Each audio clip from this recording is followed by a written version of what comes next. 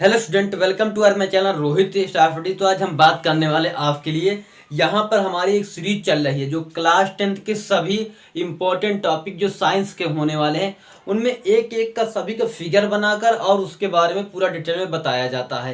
तो यहाँ पर आज का हमारा टॉपिक होने वाला है विद्युत मोटर का सचित्र वर्णन। मतलब विद्युत मोटर से जैसे क्वेश्चन पूछा जाएगा और उस क्वेश्चन को कैसे लिखेंगे और क्या क्या लिखना होता है वो सारा कुछ इस वीडियो में डिस्कस करने वाले हैं। तो चलिए स्टार्ट करते हैं। सबसे पहले हमें इसका फिगर बनाना आना चाहिए, क्योंकि फिगर से एक क्वेश्चन बनता है। यदि फिगर बनाने के लिए दिया जाता है तो उसे 3 या 2 मार्क्स आपको फिगर के ही मिलते हैं। तो ये बात आपको बहुत ज़्यादा ध्यान में रखना चाहिए कि फिगर से भी मार्क्स मिलते हैं। तो फिगर के भी अंक आपको मिलेंगे, तो उसके लिए क्या फिगर बनाना भी पड़ेगा। कुछ अट्रैक्टिव होगा तो अच्छे अंक मिलेंगे, नहीं तो फिर उसी हिसाब से अंक मिलेंगे। तो हम फिगर कैसे बनाएंगे विद्युत मोटर का, तो चलिए देख लेते हैं। तो सबसे पहले विद्युत मोटर में 2 चुंबक होने चाहिए। सबसे पहला चुंबक ऐसे एक बना लेते हैं कुछ इस प्रकार से। आपको केवल और केवल जो स्टेप बता रहा हूँ वो को फॉलो करना है। ऐसे बनाने के बाद आपको करना है ऐसे। इतना क्लियर हुआ। और यहाँ पर भी कुछ इसी प्रकार से आपको क्या कर देना है, मिला देना है इस प्रकार से यहाँ से।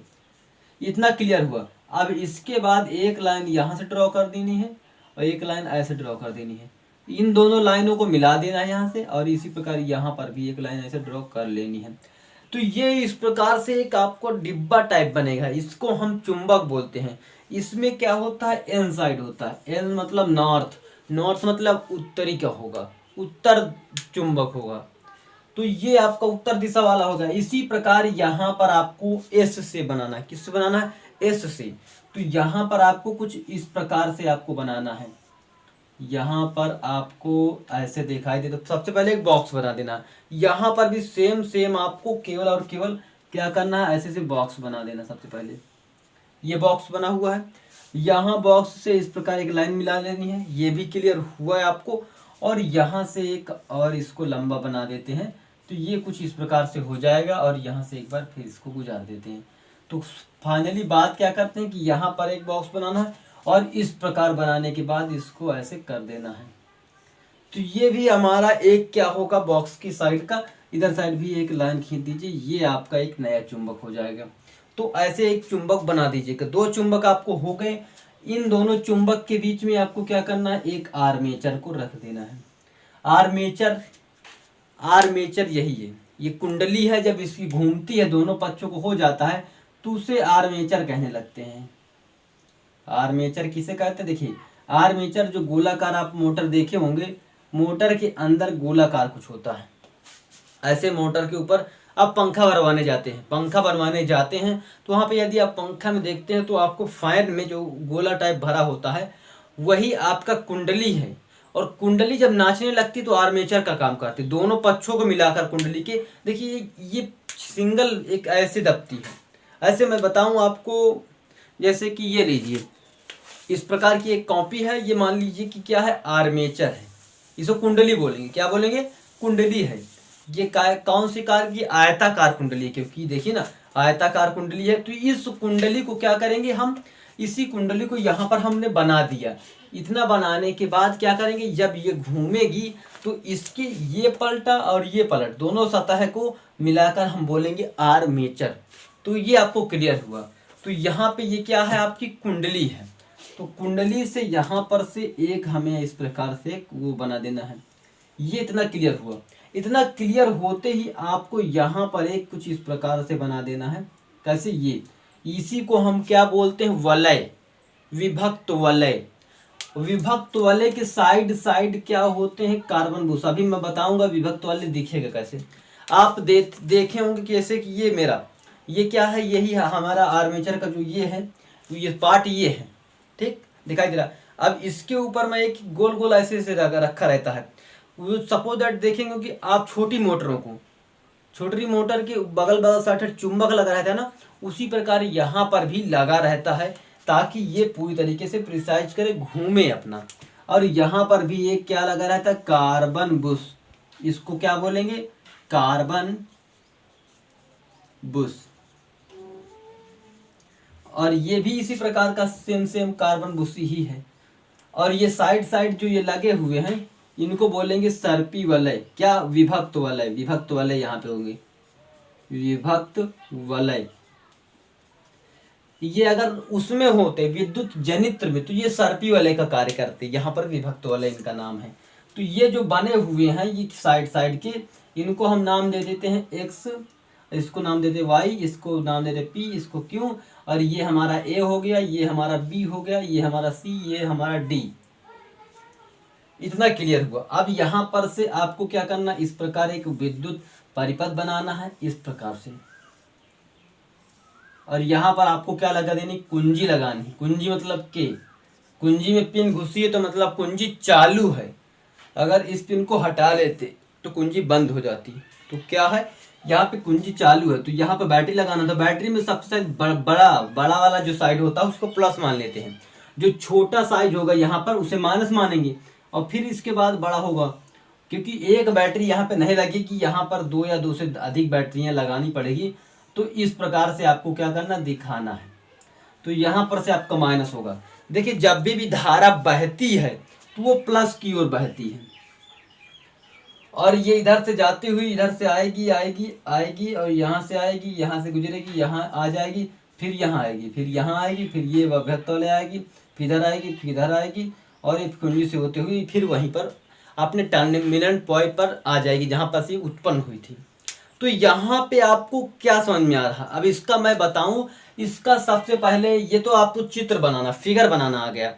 फिगर बनाते ही आपको एक चीज और ध्यान में रखनी है। वो क्या ध्यान रखनी है कि आपको इस फिगर से कुछ लिखना है। जैसे कि सबसे पहली बात, इसका क्या उद्देश्य, सिद्धांत क्या है, सिद्धांत और कार्य विधि।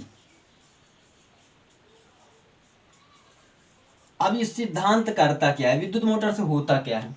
विद्युत मोटर एक ऐसा यंत्र है, एक डिवाइस है, ऐसा यंत्र है जिस यंत्र के द्वारा हम विद्युत ऊर्जा को किसी यांत्रिक ऊर्जा में परिवर्तित करते हैं। तो ये एक देखिए, ऊर्जा कभी भी नष्ट नहीं की जाती, ना तो उत्पन्न की जा सकती। ऊर्जा को केवल और केवल कन्वर्ट किया जा सकता है। आपने law of energy conservation, mass conservation, ये सारे के सारे संरक्षण का नियम पढ़ चुका है। ऊर्जा संरक्षण का नियम से यही हमें सिखाया जाता है कि ऊर्जा को ना ही बनाया जा सकता है, ना ही नष्ट किया जा सकता, केवल और केवल परिवर्तित किया जा सकता है, एक फॉर्म से दूसरी फॉर्म में चेंज किया जा सकता है। तो यहाँ पर ऊर्जा हमारी किस में थी, विद्युत, क्योंकि हमने लाइट लगाई यहाँ पर से, यहाँ से करंट देंगे, करंट देते ही यहाँ पर से ये लाइट कहाँ पे आने लगी, यहाँ साइड आने लगी। तो इससे हमें क्या क्लियर हुआ कि विद्युत जो मोटर है वो विद्युत ऊर्जा को यांत्रिक ऊर्जा में, यंत्र में परिवर्तित करती है। तो ये हमारा इसका क्या हो जाएगा, सिद्धांत। सिद्धांत के बाद आप इसकी रचना के बारे में भी लिख सकते हैं कि आपने क्या क्या बनाया। आपने मान लिया ए बी सी, ये हमारा क्या है, ये कुंडली है, ये कुंडली है, और यहाँ पर एस ध्रुवमान नाम लेंगे, क्योंकि ये साउथ पोल, ये नॉर्थ पोल, ये साउथ पोल, उत्तरी दक्षिणी चुंबक है ये, ठीक, क्योंकि चुंबक के क्षेत्र में ही रखा जाएगा। अब इसका हम क्या लिखेंगे, इसके बारे में ये बताएंगे कि ए बी सी डी ये क्या कुंडली है, ये बताएंगे। एन और एस नाम के दो चुंबक हैं, और क्या बताएंगे, सर्पी वलय, जो कि हमारे क्या क्या है, पी और क्यू नाम से हैं। सर्पी वलय नहीं, विभक्त वलय यहाँ पे कहलाएंगे। ये जो इधर साइड लगे ना, ये गोला गोला, ये हमारा क्या है, विभक्त वाला, जिसे हम एक्स और वाई नाम देते हैं। क्या, एक्स वाई। और पी और क्यू, ये और ये गोला दोनों कार्बन बुश हैं। और यहाँ पर आपने बैटरी लगाना है। बैटरी लगाने के बाद यहाँ पर क्या कर लेना है आपको, यहाँ पर कुंजी लगी हुई है। तो ये क्लियर हो गया। और शायद ये चीज़ आपको ना दिखाई दे रहा, तो मैं कैमरे के जरिए थोड़ा इसको एक बार फिट करके देख लेता हूँ, ताकि ये आपको दिखाई दे रहा है कि नहीं। मुझे खुद नहीं मालूम कि आपको दिखाई दे रहा होगा कि नहीं, तो चेक कर लेता हूँ।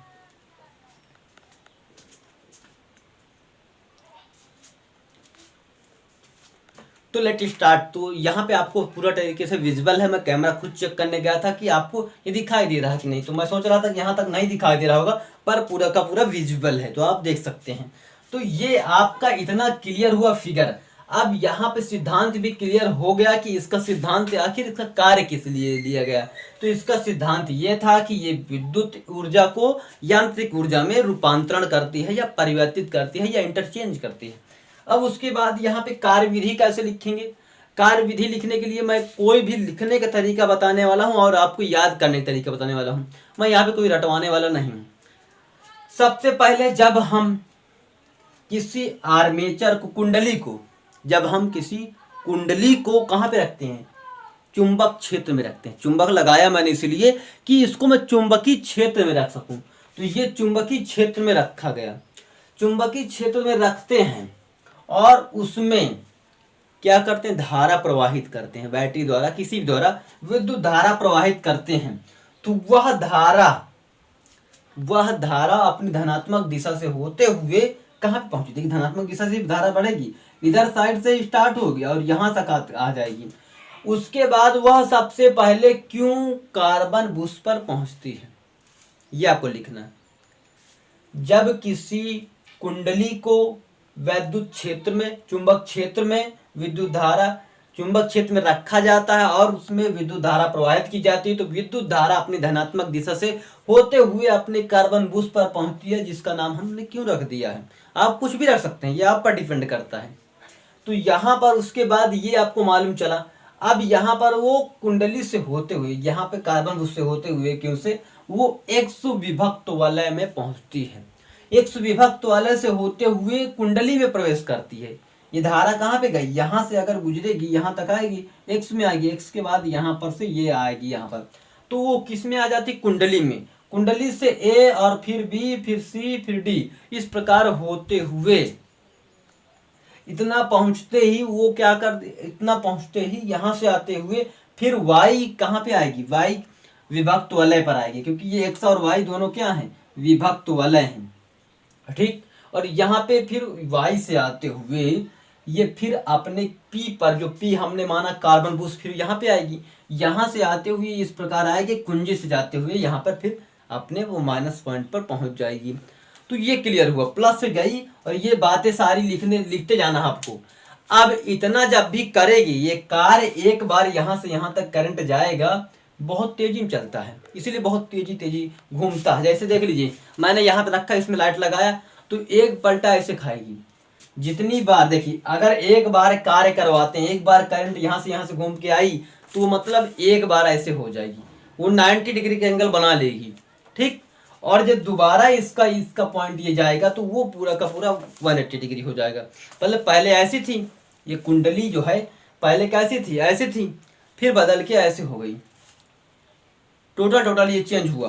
तो ये जो चेंजिंग हो रही है, ये चेंजिंग क्या हो रही है, ए बी सी डी, क्या ए बी सी डी जो लिखा हुआ है, ये क्या हो जाता है, इसमें से चेंज होकर बी सी डी ए में हो जाता है। क्या, B C D A, B C D A का मतलब ये है बी सी डी ए, ये इस प्रकार पलट जाती है, ऐसे हो जाती है। पहले ऐसे कुंडली थी, फिर ऐसे पलट के ऐसे हो गई। तो ये कुंडली में जो इस प्रकार का परिवर्तन हुआ, ये जो परिवर्तन हुआ, इसे हम क्या बोलेंगे, इसे दिक् परिवर्तन कहते हैं। क्या बोलते हैं, दिक् परिवर्तन, इसको बोलेंगे दिक् परिवर्तन। ये आपको याद कर लेना है, कभी कभी ये ऐसे भी पूछ लेगा दिक् परिवर्तन क्या है, तो आप बता देंगे। कुंडली में जब एक बार धारा प्रवाहित करने पर 190 डिग्री के कोण पर बदलती है, 180 डिग्री पर कोण पर बदलती है, तो वो ए बी सी डी जो हमारा आयत है, इससे बदल करके B C D A, B C D A, ये डी है, डी ए में परिवर्तित होने को हम क्या कहते हैं, दिक् परिवर्तन कहते हैं। ये क्लियर हुआ। अब इसके बाद एक आपको बहुत अच्छे तरीके ध्यान रखना कि जो नियम चल रहा है, ये सिद्धांत चल रहा है, ये हमारा एक नियम से चलता है, जिसे हम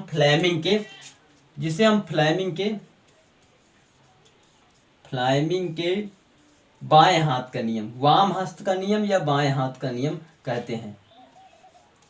ये फ्लेमिंग के वाम हस्त का नियम के अनुसार ही चलता है। देखिए विभक्त वलय, आपका विद्युत मोटर हो गया, विद्युत जनित्र हो गया, आपका हो गया, इसके बाद माइक्रोफोन हो गया, ये सारे के सारे जो क्रिया विधि करती हैं, ये केवल और केवल फ्लेमिंग के नियम के अनुसार करती हैं। फ्लेमिंग का नियम क्या है, आप देख लीजिए।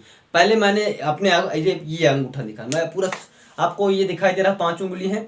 अब एक अंगूठे को मुझे ऐसे लेना है, ठीक, ऐसे, और एक उंगली जो बीच वाली तर्जनी, इसको बोलते हैं, क्या बोलेंगे, तर्जनी, नहीं सॉरी, यहाँ पे तर्जनी इसको बोलेंगे, ये वाली बीच वाली को मध्यमा बोलते हैं हिंदी में। तो यहाँ पर अगर मैं इसको ऐसे मोड़ दूं, ये 90 डिग्री कोण बना ना इसके बीच में, ये यहाँ से 90 डिग्री कोण, ये ऐसे गया तो ऐसे बना, देख लीजिए यहाँ से ये इतना इतना, यहाँ से यहाँ तक 90 डिग्री कोण। तो यहाँ पे देखिए, यहाँ से यहाँ तक का 90 डिग्री कोण मतलब क्या होता है, यहाँ पे इनके बीच में 90 डिग्री कोण बन रहा है, ठीक। अब उसके बाद क्या करूँगा, मैं ऐसे करूँगा, ऐसे करूँगा तो यहाँ पर आप देखेंगे तो यहाँ पर भी 90 डिग्री कोण बन रहा है, और यहाँ पर भी ऐसे भी करेंगे तो ये भी 90।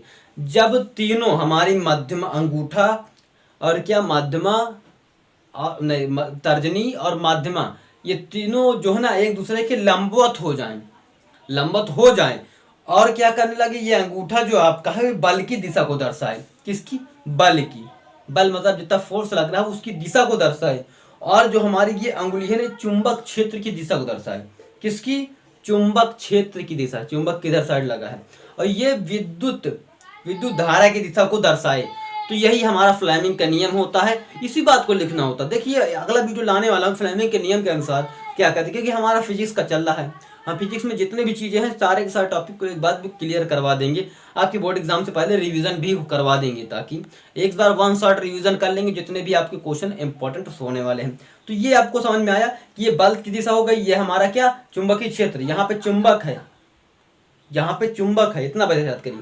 और ये क्या हमारी करंट, करंट विद्युत धारा की दिशा है, कहाँ जा रहा है वो, ऐसे करोगे ना बीच वाले से। और ये क्या है, काय की दिशा, चुंबक क्षेत्र की, वो आकर्षित करने वाला कोई है, अट्रैक्टिव कोई है, एलोरिंग है, कोई भी चीज़ है तो वो इसे ऐसे चुंबक, और ये आपका विद्युत धारा, ये बल। इसी में तो अंगूठा मारते हैं बल लगा के, जब आप खाद लेने जाते हैं, कुछ भी लेने जाते हैं, जैसे आप यहाँ पे अनाज लेने जाते हैं कोटा पे, तो आप क्या करते हैं, थंब, इसी में से बल लगाते हैं। पैसे निकलवाने में ही आजकल ये किया जा रहा है, थंब। तो ये जो अंगूठा लगता है इससे बल लगता है, तो ये बल की दिशा हो गई। तो ये याद हो गया आपका। तो ये सारा कुछ नियम किससे चल रहा था, ये हम केवल फ्लेमिंग के नियम के अनुसार ही कर रहे हैं। फ्लेमिंग का वाम हस्त का नियम और ये सारे के सारे फिगर एक जैसे काम करते हैं, ये फ्लेमिंग के नियम के अनुसार ही कार्य करता है। तो आपने सिद्धांत सीखा, क्या था सिद्धांत, ये था विद्युत ऊर्जा को किस ऊर्जा में रूपांतरित किया, यंत्र में। यंत्र तो खुद ही है डिवाइस। तो ये आपको क्लियर हो गया होगा कि ऑल ऑफ जितना मैंने बताया ये सारा कुछ आपको क्लियर हो गया होगा। एक बार फिर से रिवाइज कीजिए, वीडियो देखिए, आपको ये क्लियर ही हो जाएगा। इसके बाद आप इसको भूल नहीं सकते हैं। देखिए मैं याद करवाने के लिए आया हूँ, यहाँ पे आपको पढ़ाने के लिए नहीं आया हूँ कि ये पढ़ाऊंगा, सीखोगे, दोबारा लिखोगे, याद करोगे, बहुत देर तक बैठे, ये नहीं करवाना। ये तो करवाने के लिए आप खुद कर सकते हैं अपने से। आप जाइए किताब खोलिए, लिखा तो वहाँ पर भी है, पर जो तरीका बताया गया है वो तरीका फॉलो कीजिए। फिर से मिलते हैं नेक्स्ट वीडियो में, तब तक के लिए जय हिंद, जय भारत।